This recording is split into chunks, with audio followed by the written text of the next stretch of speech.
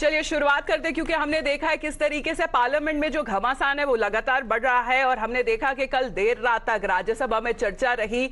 वहीं पर अगर हम दिल्ली सर्विलेंस ऑर्डिनेंस की बात करें तो अब उसे बोथ लोकसभा और राज्यसभा में पारित कर दिया गया। लेकिन आज का दिन भी उतना ही महत्व, उतना ही जरूरी हो जाता है, क्योंकि आने वाले 3 दिन यानी कि 8 तारीख, 9 अगस्त और 10 अगस्त यहाँ पे जो बड़ी बहस होने वाली है नो कॉन्फिडेंस मोशन को लेकर, उस पर अब चर्चा शुरू होगी आज से। यही नहीं, हालांकि विपक्ष पूरे मूड में है सेंटर को घेरने के लिए नो कॉन्फिडेंस मोशन पर मणिपुर के चर्चा पर भी वो चाहते हैं कि प्रधानमंत्री संबोधन करें। लेकिन इस पर देखना जायज होगा कि क्या प्रधानमंत्री सदन में मणिपुर क्राइसिस पर एड्रेस करेंगे या नहीं। तो बताया जा रहा है कि 10 तारीख को he will likely reply on the discussion on the motion and meanwhile the Congress party is upbeat, क्योंकि अब यहाँ राहुल गांधी की वापसी हो गई है। राहुल गांधी को याद करिए, पिछले शुक्रवार को जिस तरीके से उनकी जो कन्विक्शन है उस पर स्टे लगा दी गई थी सुप्रीम कोर्ट की तरफ से, उन्होंने दोबारा as a member of parliament reinstate कर दिया गया है। अब आज वो दोबारा नजर आएंगे पार्लियामेंट में और बताया जा रहा है कि शायद दोपहर 12 बजे के करीब वो इसी मुद्दे पर, इसी चर्चा पर अपना जो पक्ष है वो सामने रखेंगे। यही नहीं, टीम इंडिया के पास अभी 143 MPs in Lok Sabha. They have the support and they are eyeing on other parties as well to support the no confidence motion moved by the opposition. AAP won't be able to participate as its lone Lok Sabha member Sushil Kumar Rinku is suspended from the entire session for his unruly behavior. The opposition says that the no trust move is not a matter of numbers but morality. Listen in. आप एक बात जान न लीजिए, अभी देश में अनेक पार्टियां एकजुट हो रही हैं, तो जो सेंटर में लोग हैं उनको परेशानी हो रही है, समझ गए ना। इसलिए अब बाकी सब लोग एकजुट होकर आगे काम करेंगे देश के हित में। चलिए, Point is that Rahul Gandhi should have never been disqualified. A devious wrong has been righted by the Supreme Court, and we are glad that he's back in Parliament. The no confidence motion will be taken up tomorrow. It will extend for 3 days. We will make our points.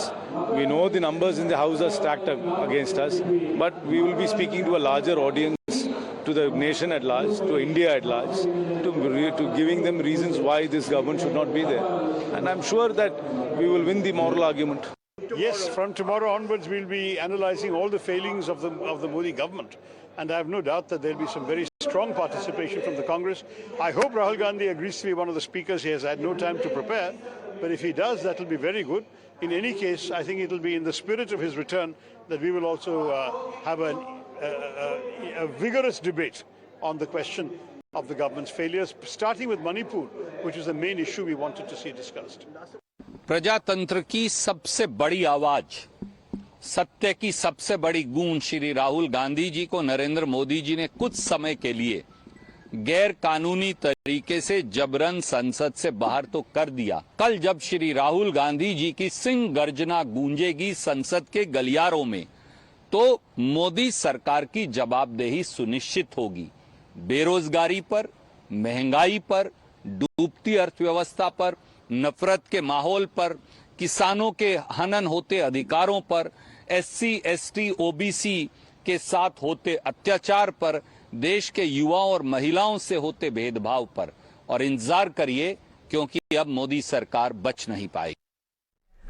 तो अगर आंकड़ों के बारे में बात करें तो जो आंकड़े हैं वो ज्यादातर बीजेपी और एनडीए के साथ खड़े होते हुए नजर आ रहे हैं। जहां तक अगर और भी जो पार्टियां हैं जो पहले एनडीए का साथ नहीं थी, जहां तक अगर हम बीजेडी और वाईएसआरसीपी की भी बात करें, उन्होंने भी जो मोशन को हराने के लिए अपना जो सपोर्ट है वो एनडीए को दिया था। यहाँ पे जो मेजोरिटी मार्क अगर बताया जा रहा है, या तो मोशन को हराने के लिए 272 था और एनडीए अलायंस के बाद 328 एमपी थे। अब आप देख सकते हैं कि डिफरेंस आखिरकार कितना बढ़ गया।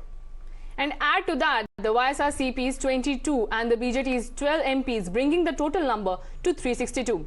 Remember, in 2018, the Modi government survived a no-confidence motion in the Lok Sabha with 199 votes in its favor. While 126 members supported the motion, 325 MPs rejected it. सीधे तौर पे सब्यसाची के पास चलते हैं, वो हमारे साथ फिलहाल लाइव जुड़े हुए हैं। गुड मॉर्निंग सब्यसाची, कल का हमने देखा देर रात तक राज्यसभा में जिस तरीके से पहले यूनियन होम मिनिस्टर का भाषण रहा, फिर ये पूरा दिल्ली सर्विसेज ऑर्डिनेंस उसको पारित कराया गया, लेकिन आज का भी दिन उतना ही इंपॉर्टेंट, उतना ही महत्व रखता है। इनफैक्ट आज ही नहीं, आने वाले 2 दिन और भी। जी बिल्कुल, देखिए आज से 11 तारीख तक पार्लियामेंट में जो है लगातार हंगामा होने की संभावना है, क्योंकि नो कॉन्फिडेंस मोशन पे चर्चा होने वाली है। आपको बता दें कि सूत्रों के हिसाब से ये पता लग रहा है कि कुल बीजेपी को जो समय अलॉट हुआ है नो कॉन्फिडेंस के लिए वो 6 घंटे 40 मिनट के बराबर है और कांग्रेस पार्टी को 1 घंटे 15 मिनट के लगभग है। और कांग्रेस पार्टी के सूत्रों से ये पता लग रहा है कि राहुल गांधी जो है इस डिबेट को शुरुआत कर सकते हैं और मणिपुर के ऊपर बातचीत कर सकते हैं। और साथ ही बता दें कि नंबर्स का जो खेल है इसमें बीजेपी बहुत ही आगे है, क्योंकि वाईएसआरसीपी और बीजू जनता दल के आने के बाद जो नंबर्स का गेम है वो सीधे तरीके से बीजेपी को फेवर करती नजर आ रही है। साथ ही आपको बता दें कि नो कॉन्फिडेंस मोशन जो है जो इंडिया ब्लॉक का अलायंस है वो लेके आई थी और उनका मेन इंटेंशन जो था कि प्रधानमंत्री को फोर्स किया जाए पार्लियामेंट में एड्रेस करने के लिए। और अगर बात करें तो प्रधानमंत्री लाइकली है कि 10 तारीख को वो नो कॉन्फिडेंस मोशन पे चर्चा करने आएंगे पार्लियामेंट में। और 11 तारीख को कल हमने देखा है कि देर रात तक जब पार्लियामेंट चल रही थी तब अमित शाह ने बड़ा ही एक इंपॉर्टेंट बयान दिया है। उन्होंने साफ तरीके से कहा है कि वो राज्यसभा चेयरमैन को भी चिट्ठी लिख चुके हैं कि 11 तारीख को जो केंद्रीय सरकार है वो मणिपुर पे चर्चा करने के लिए तैयार है और केंद्र सरकार के पास कुछ भी छुपाने के लिए नहीं है। हालांकि उन्होंने निशाना जो है सीधे तरीके से विपक्ष पार्टियों के ऊपर साधा है कि विपक्ष पार्टियों के तरफ कहीं ना कहीं चीजें हैं छुपाने के लिए। देखना बहुत गंभीर रहेगा कि क्या होता है आज सभा में।